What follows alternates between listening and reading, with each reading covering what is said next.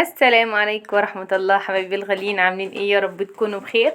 النهاردة هنعمل معاكم اكل عشا كده بسيط. هنعمل صينية بطاطس وهنعمل فرخة وهنعمل معاكم محشي كوسة وفلفل وبتنجان،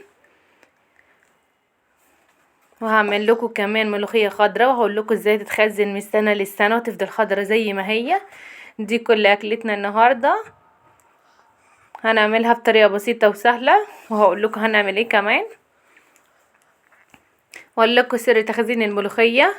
بس هنا مش هعمل صينيه بطاطس ني في ني، لا هسبك البطاطس واعملها معاكم. هنا معايا البدنجان، انا ما عندي كانش معايا، عندي بدنجان صغير، عندي بدنجان طويل عروس، قطعت الواحده 2، وده كل اللي هنستخدمه في الاكل بتاعنا النهارده.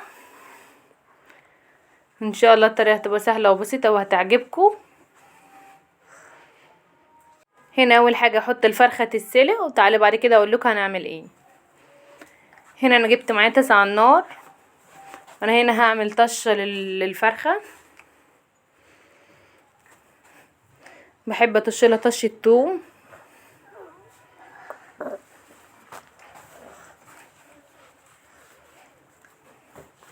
اول ما الميه تغلي على طول هننزل بالفرخه على الميه، هطشلها على طول طشه توم تبقى حلوه قوي.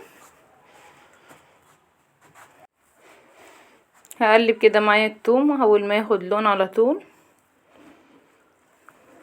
احنا بنعملها كده على طول، لازم طشه توم على طول للفراخ. هنزل كده بالفرخه، حطيت معاها 3 ورق لوري، ده كل اللي هستخدمه في الشوربه. هنا الفرخه ما حشيتهاش، حطيتها من غير حشو. هسيبها كده زي ما انتوا شايفين. الطشه بتاخد ريحه حلوه قوي مع الفراخ، والفراخ كمان بتبقى اطعم. هنا انا جبت معايا حله.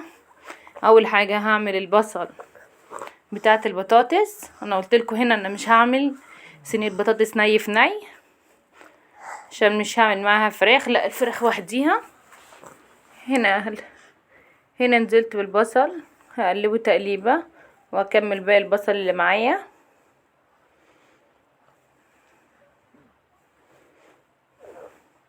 انا هنا مش هعمل كميه بطاطس كتير، هستخدم بصلايه واحده كبيره.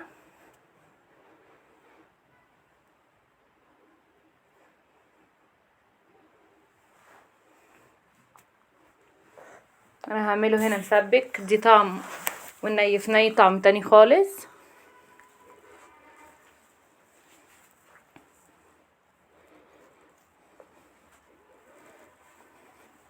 خرطها كده صغير قوي غير الني في ني، بنعمل البصل حلقات.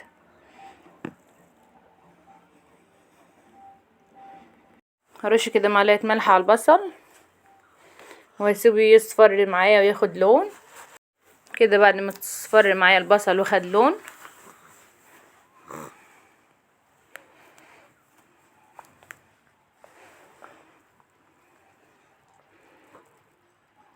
هنزل كده بالطماطم.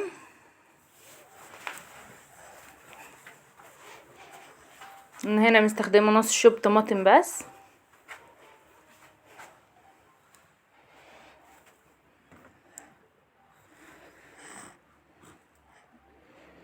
هقلبهم هنا تقلبتين، المسبك غير الني في ني خالص. هنا انا معايا نص معلقه توم، ده برضو اختياري مش اجباري، بس احنا بنستخدمها على طول في اي حاجه بنسبكها. هنا بعد ما استبكت هنزل البطاطس.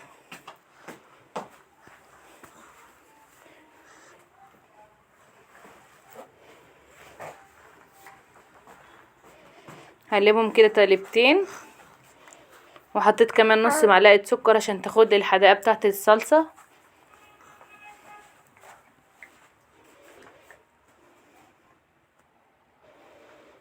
كده خلصنا البطاطس، هغطي عليها بعد تستوي. خلصناها، هجيب حله تانية على النار وحطيت فيها شويه زيت حلوين، اسيبهم يسخنوا شويه. بعد ما الزيت هيسخن نزلت هنا ببصلتين، ده اللي هنستخدمهم للمحشي.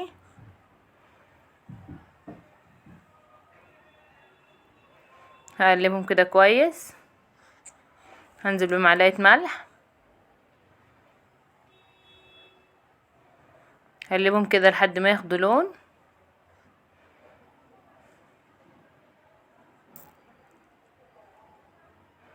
هنا لازم نخلص حاجة وبعد كده ندخل في التانية عشان ما ياخدش معاكي اي وقت. وهنا البصلة اصفرت معايا وخدت لون. هنزل بيها الصلصة. انتوا عارفين طبعا ان المحشي بيحب الزيت الكتير، عشان الناس بس ما تستغربش انا حتى كل الكمية دي ليه من الزيت.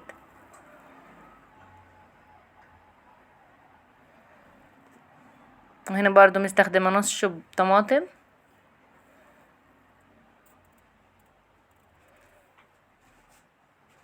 اقلبهم كويس. هغطيهم واسيبهم يشربوا معايا. هنا انا جبت حله معايا تاني على النار هعمل فيها الملوخيه. انا هنا هعمل ملوخيه خضراء زي ما وريتكم. هحط اول حاجه شوربه.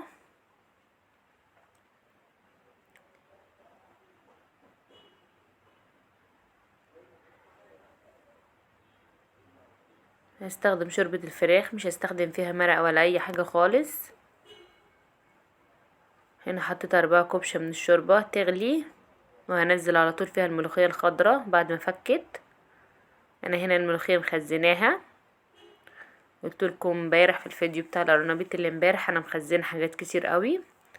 هوريكم برضو التخزينات وهوريكم ازاي قاعده من السنه للسنه من غير ما تسود معايا. هنا اول حاجه نزلت بنص معلقه توم اخضر. اسيبهم يغلوا غلوه كده وبعد كده هنزل عليهم بالملوخيه. هنا الملوخيه بصوا لونها حلو ازاي. انا بخزنها كده على طول. بصوا الخضار بتاعها، ولا من غير اي حاجه ولا من غير مواد حافظه. وانا ما بشتريش ملوخيه من بره خالص، بالعكس دي انا اللي مخزناها. بس بخزن ملوخيه الصيف مش الشتاء عشان بتبقى حلوه احلى من بتاعه الشتاء. هنا بعد ما خلصت الملوخيه هعمل طشة توم برضو.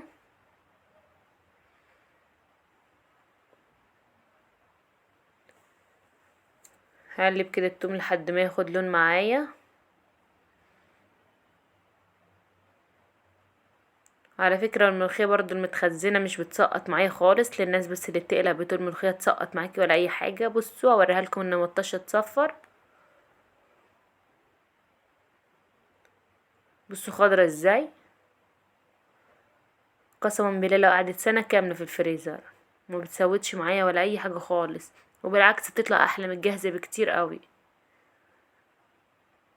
طبعا شايفين لونها وجمالها بيتكلم عن نفسه.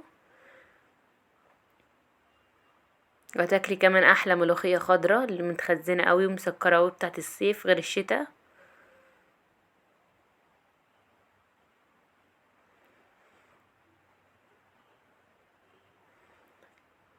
كده التوم خد لون معايا وصفار. هنزل بربع معلقة كزبرة ناشفة على الطشة.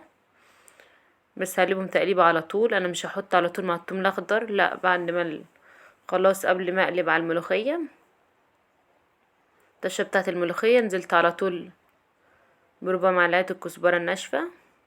بص شكل الملوخية عاملة ازاي ولا الطشة عليها حكاية، ولا لونها الجميل.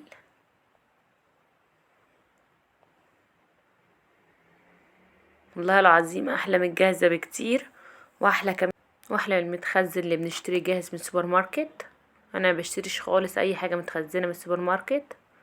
انا اللي بخزن كل حاجة في البيت. مش مسقطة معايا خالص بالعكس. هنا جبت الخضرة بتاعة المحشي قطعتها. غسلت الرز وصفيته ونزلت كمان عليه.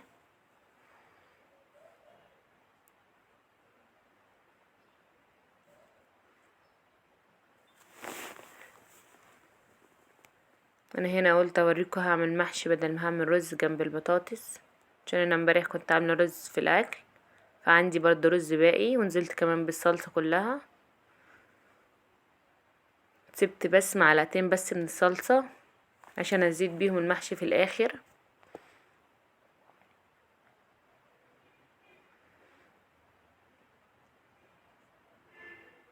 قلت تغيير، مش كل يوم رز رز، لا هنغير مرة نعمل محشي. ونزلت كمان بمعلقة فلفل اسود كبيرة، معلقتين،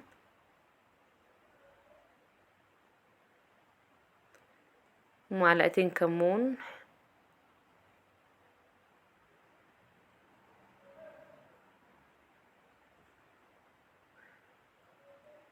على فكرة المحشي من احلى الحاجات اللي بتدفي في الشتاء، فعشان كده في الشتاء بنعمله كتير قوي عن الصيف.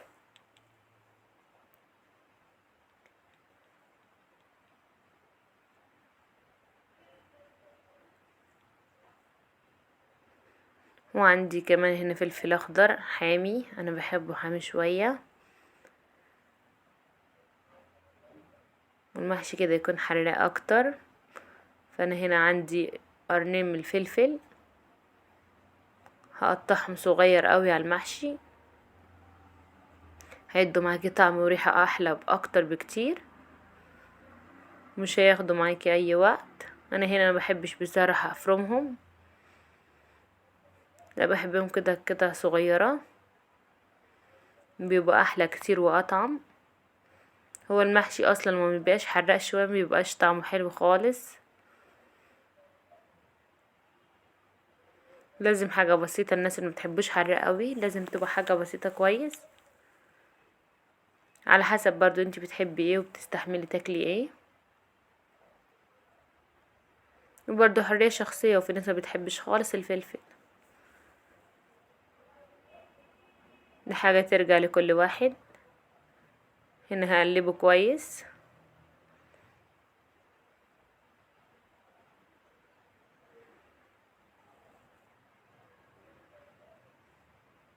عملنا هنا الخلطه بسرعه ما خدتش وقت. هقلبه كده سريع سريع.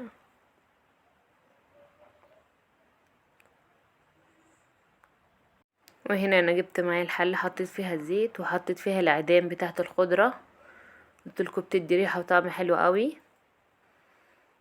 ما بحبش بصراحه احط بصل ولا طماطم من تحت، هي العيدان دي مع لما تيجي المحشي يستوي بيبقى بتطلع ريحه حلوه قوي على المحشي، ومنها برضو بتحافظ لي على المحشي من تحت عشان ما يتحرقش معايا. اول حاجه بدات احشي الفلفل،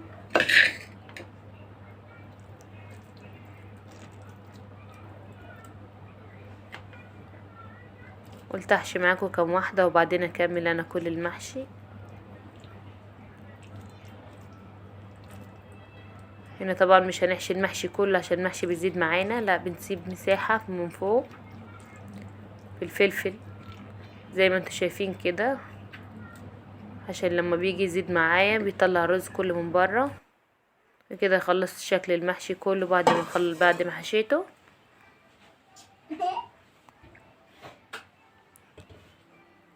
هنا هنزل بيه بالشوربه، قلتلكم معلقتين الصلصه اللي انا حشتهم من الصلصه بتاعه المحشي، زودت عليهم شوربه وحطيت عليهم ملح وشويه فلفل اسود صغيرين، وهزيد بيهم هنا زيادة المحشي نص المحشي بس، مش اكتر ولا اقل، غير محشي الكرنب، عشان ده برضو الفلفل والبدنجان والكوسه بينزلوا ميه منها فيهم، فلازم نخليه نص الحله بس مش اكتر.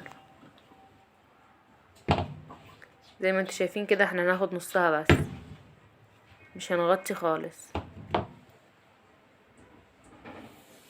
هنحطها بقى تستوي على النار وهوريك هنعمل ايه كمان. هنا انا جبت معايا طبق، هحط فيه معلقتين للصلصه،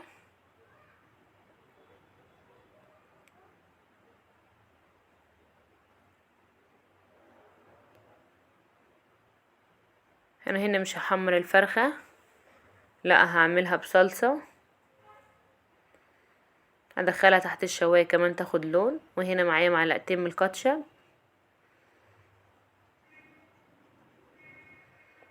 هتقولي لي حطيت لي كاتشب هنا عشان بياخد الحداقه بتاعت الصلصه، وبصراحه بيبقى حلو قوي.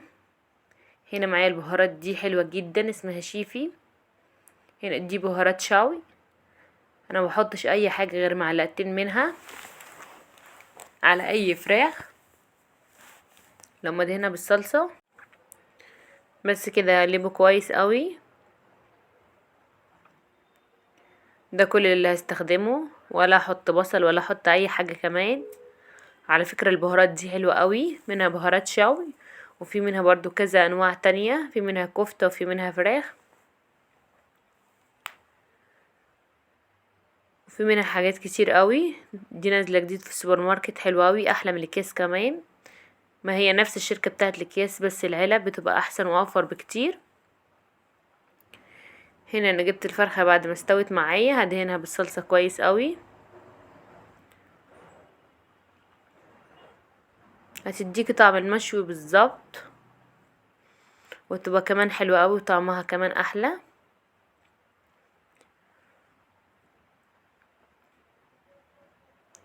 هدهنها كده كلها من جميع الاتجاهات، انا مش عايزة احمرها.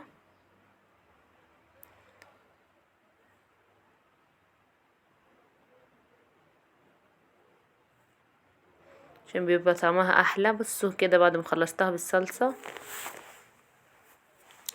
شكلها حلو قوي. سخنت الفرن وادخلها جوه الفرن، بس هتتحمر من تحت على طول بسرعة. لازم الفرن يكون سخن قوي، وبعد كده على الشواية، مش هتاخد معايا اي وقت، بالعكس 5 دقايق وهتطلع على طول. وبكده خلصت الاكل. عملت كمان رز بشعرية عشان الولاد. وادي شكل المحشي بعد ما استوى، حلو جدا. والرز مفلفل معايا، مش معجن خالص زي ما انتوا شايفين كده شكل. وادي شكل الملوخية الخضراء. وادي الفرخة خدت 5 دقايق بسرعة الشواية.